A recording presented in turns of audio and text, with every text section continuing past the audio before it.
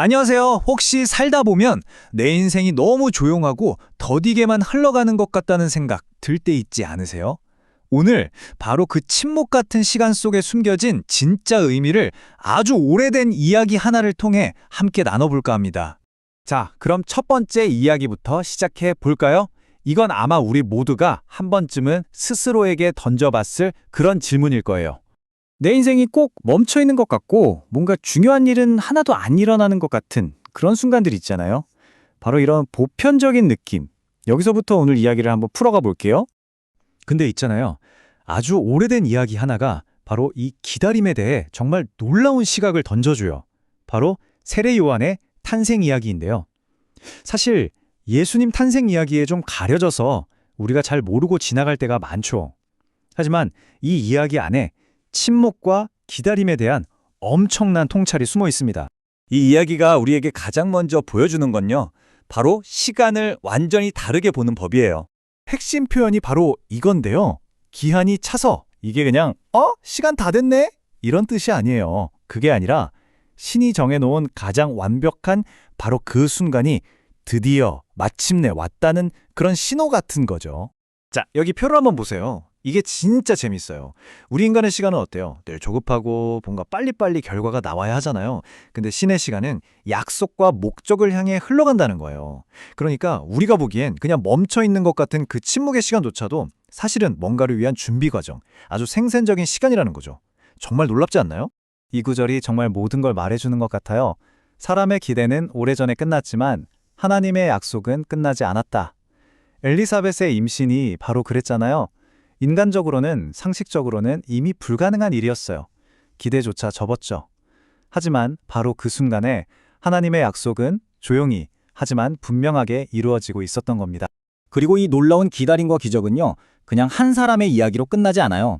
이게 정말 중요한 포인트인데 이 기쁨은 공동체 전체로 퍼져나가게 되어 있다는 겁니다. 보세요. 엘리사벳의 임신. 이건 분명 개인적인 축복이었죠. 하지만 그 소식이 이웃과 친척들에게 알려지고 모두가 함께 즐거워했다고 나와요. 그냥 혼자만 간직하는 비밀스러운 기적이 아니었던 거죠. 이처럼 중요한 순간들은 원래부터 공동체와 함께 나누기 위해 존재한다는 걸 보여주는 거예요. 바로 이겁니다. 하나님의 은혜는 한 개인에게서 시작되지만 공동체 전체로 확장되고 함께 경험하기 위한 것이다. 이 말이 정말 와닿지 않으세요? 우리 삶의 소중한 순간들이 다른 사람들과 나눌 때 그 의미가 훨씬 더 깊어지고 분명해진다는 거죠. 자, 이제 이야기의 또 다른 주인공 사가랴에게 초점을 맞춰볼게요. 이 사람을 통해서 우리는 믿음에 대한 아주 역설적이지만 중요한 원리 하나를 발견하게 될 겁니다. 사가랴의 여정을 한번 따라가 볼까요? 처음엔 어땠죠? 의심했어요. 신의 메시지를 믿지 못했고 그 벌로 말을 못하게 되죠. 침묵에 갇힌 거예요. 근데 그 다음에 신성한 지시가 내려옵니다. 전통을 깨고 아들 이름을 요한이라고 지으라고요. 여기서 사가랴가 어떻게 하죠? 그는 순종합니다.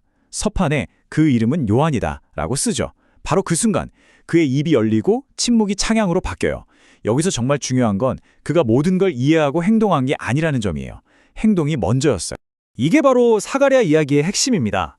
순종이 이해의 길을 연다. 그 반대가 아니다. 와, 이거 정말 중요하죠. 이걸 믿음의 질서라고 할 수 있을 것 같아요. 우리가 먼저 믿음으로 한 발짝 내디딜 때 그제야 그 의미를 깨닫게 된다는 거죠. 자, 이제 거의 다 왔습니다. 지금까지 나눈 이야기들을 하나로 모아서 그래서 이게 지금 우리 삶에 무슨 의미가 있는데? 라는 질문에 대한 답을 찾아보려고 합니다. 마지막으로 이 질문을 한번 던져보고 싶어요. 도대체 무엇이 한 사람의 인생을 특별하게, 비범하게 만드는 걸까요? 흔히들 생각하는 그런 거 있잖아요. 흠 하나 없고 늘 강력하고 지루하거나 조용한 순간이 없는 그런 삶? 절대 아니라는 겁니다. 사가랴는 의심했었고 엘리사벳은 정말 오랫동안 기다려야만 했어요. 이 이야기는 우리가 생각하는 비범함과는 전혀 다른 답을 주고 있어요. 이야기가 주는 답은 바로 이거였습니다. 사람들이 그 아이 요한을 보면서 궁금해했죠. 왜냐? 이는 주의 손이 그와 함께 하심이로라. 요한이 특별했던 건 그가 잘나서가 아니었어요. 그와 함께하는 신성한 손길, 바로 그것 때문이었습니다.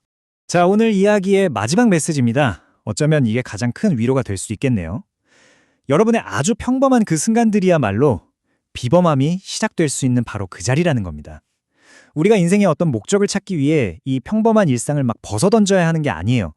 오히려 그 한가운데서 심지어 아무 일도 일어나는 것 같은 그 침묵의 시간 속에서 무언가 시작될 수 있다는 거죠. 어쩌면 지금 우리가 간절히 기다리는 그 특별함은 바로 이 평범한 순간에 이미 조용히 채워지고 있는 건 아닐까요?